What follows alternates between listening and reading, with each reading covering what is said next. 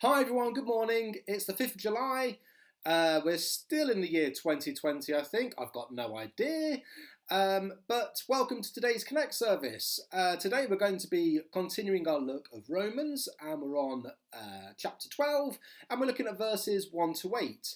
Now, when Pete gave me this, it looked quite big and quite scary, and I thought, how am I going to cover all of this?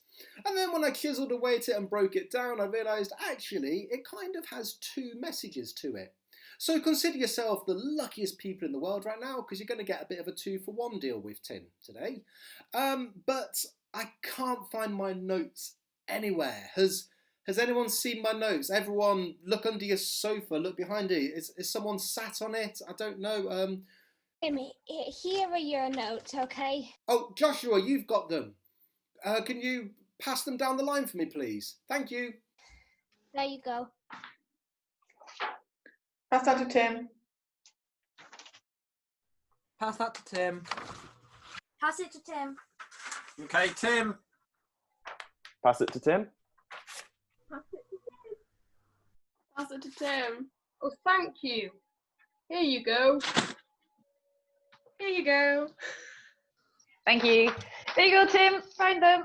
Thank you, Ailey. Thank you, Bananas. Thank you. Do you know what? Those guys are great. I would be lost without these this morning. So we're looking at Romans 12, 1 to 8. Let's look at the first two verses first and see what they've got to say, and we'll break it down from there.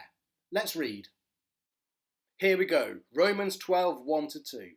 So then, my friends, because of God's great mercy to us, I appeal to you. Offer yourselves as a living sacrifice to God, dedicated to his service and pleasing to him. This is the true worship that you should offer. Do not conform yourselves to the standards of this world, but let God transform you inwardly by a complete change of your mind. Then you will be able to know the will of God, what is good and is pleasing to him and is perfect. Okay, so let's look at verse 1.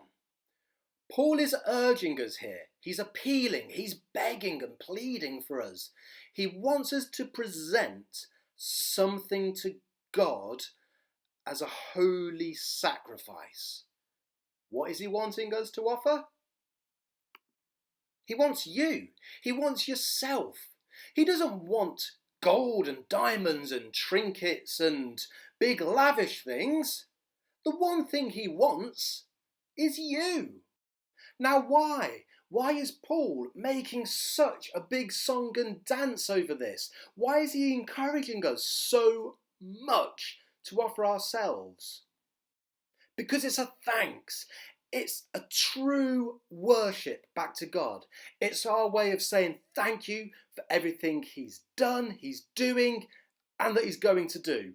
Okay, so that's a big start. We need to offer ourselves and make it our true worship to God as a way of thanking him.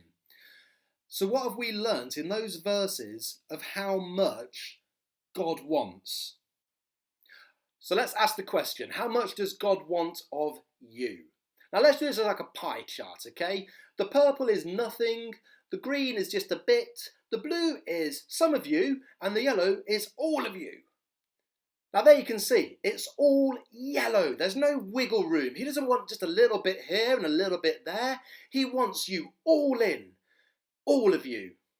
Here is a short video clip of what I consider, and the people that do Stay and Play can vouch for this, I consider this to be one of the worst songs ever written. It's a world record attempt in America from about 2007. I think it's been beaten by now.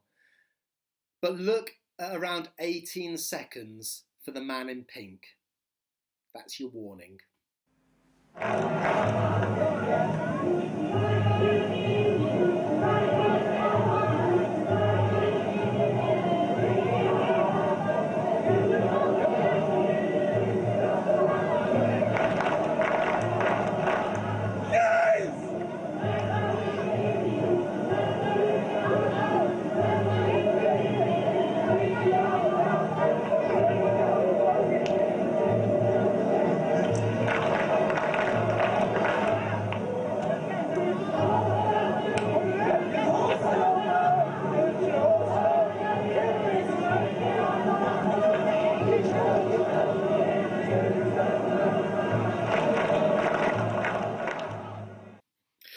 hokey cokey or the hokey pokey. I don't know how it's supposed to be said.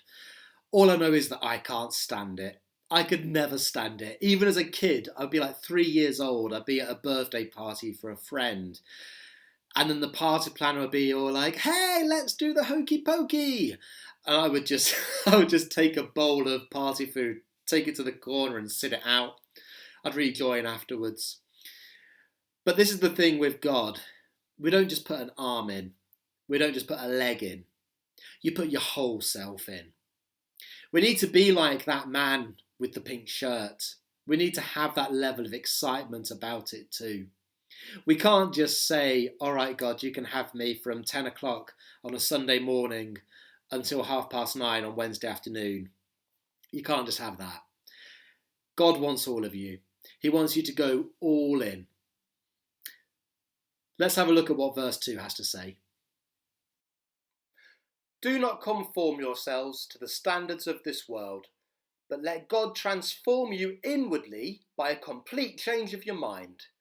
Then you will be able to know the will of God, what is good and is pleasing to Him and is perfect. Okay, so Paul is telling us a couple of things here again. He's telling us not to conform, not to go along, not to coincide with something. And what is that? It's the world. It's the standards of this world. But why does Paul say this?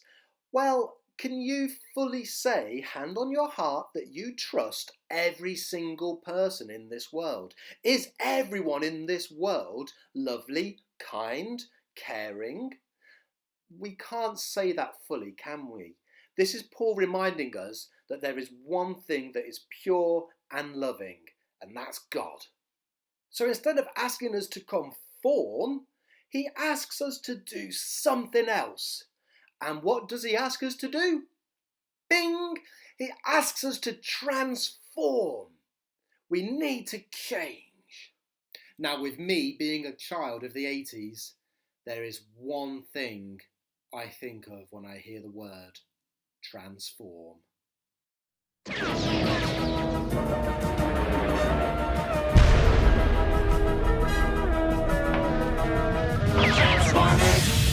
More than meets the eye. Autobots raise their battle to destroy the evil forces of the Decepticons. The Transformers. Robots in disguise. The Transformers. More than meets the eye. The Transformers. Yes, Transformers. None of this Michael Bay CGI cinema rubbish. Nah. This was just pure 80s cartoon magic. I'd be sat there on the sofa, in my dressing gown, huge bowl of Frosties, eating away, happily enjoying the Transformers. Now, these guys were robots from outer space who came to Earth, and they would help us out. They would save us by helping to transform into different vehicles. Now, Optimus Prime was the leader, and he could make himself into this gigantic American juggernaut truck. Okay, and they would go around and they would save the day, and they would do it by transforming into something completely different. Now, the old biblical Greek word for transform looks like this, and it's pronounced metamorpho. So the word transformed in the Greek is metamorpho. Now, this Greek word might sound familiar to you. Now, have you ever studied what happens to a caterpillar when it becomes a butterfly? What's that called? Yes, metamorphosis. So I'm going to get some help from the most famous caterpillar I can think of, the one from Eric Carle's The Very Hungry Caterpillar. Now, during the process of metamorphosis, this caterpillar is transformed into a butterfly.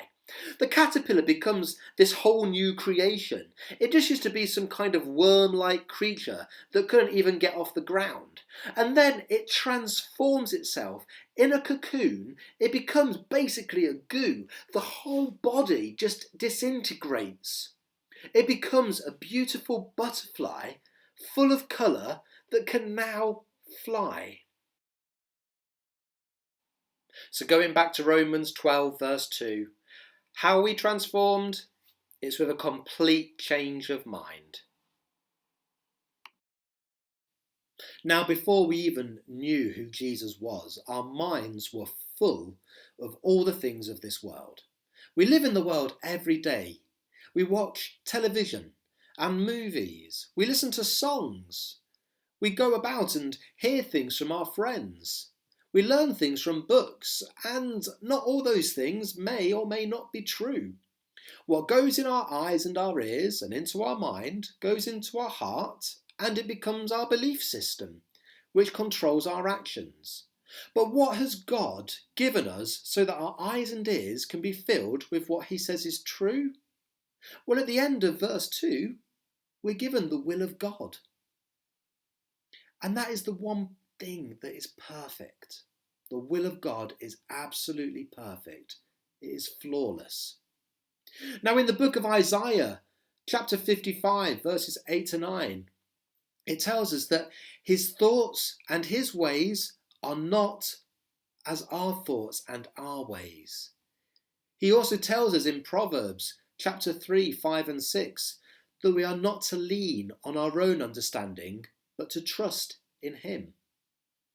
The only way that we can learn what God's thoughts and ways are is for us to read his word, the Bible.